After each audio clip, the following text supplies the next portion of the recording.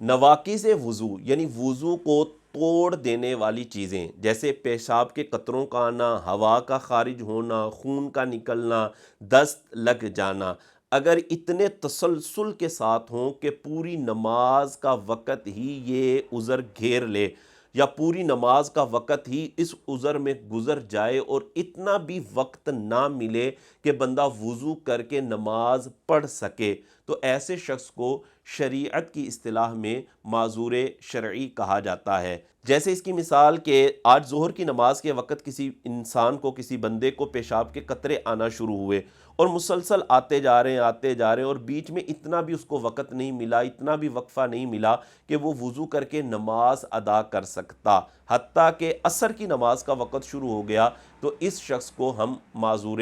شرعی کہتے ہیں۔ اور معذور شرعی کے لیے حکم یہ ہوتا ہے کہ جیسے ہی فرض نماز کا وقت شروع ہوگا تو یہ وضو کر لے گا، اور وضو کر کے اسی وضو سے فرض نماز بھی ادا کر سکتا ہے، نوافل بھی پڑھ سکتا ہے، سنتیں بھی پڑھ سکتا ہے، قرآن کی تلاوت بھی کر سکتا ہے۔ اگر جس کو وہ پیشاب کے قطرے آ رہے ہیں تو آتے رہیں، اسی حالت میں یہ نماز پڑھے گا، کپڑے بھی چینج کرنے کی اس کو ضرورت نہیں ہوگی، کیونکہ اگر یہ کپڑے بدلے گا تو دوبارہ پھر کپڑوں پر وہ قطرے لگ جائیں گے، تو انہی کپڑوں میں اور اسی وضو سے یہ جتنی چاہے نمازیں ادا کر سکتا ہے، جبکہ کوئی اور ناقض وضو یعنی اور کوئی وضو کو توڑنے والی چیز نہ پائی جائے، صرف یہ عذر پایا جا رہا ہے جیسے پیشاب کے قطروں کا آنا، تو یہ اس وضو سے جتنی چاہے نمازیں پڑھ سکتا ہے۔ لیکن جیسے ہی اگلی نماز کا وقت شروع ہوگا تو اس کا یہ پچھلے والا جو وضو ہوگا وہ ختم مانا جائے گا، اور اس کو دوبارہ وضو کرنے کا حکم دیا جائے گا۔ تو عصر کی نماز کا وقت شروع ہوا ہے، دوبارہ پھر اس کو اگرچہ ایک مرتبہ ہی وہ عذر لاحق ہوا ہے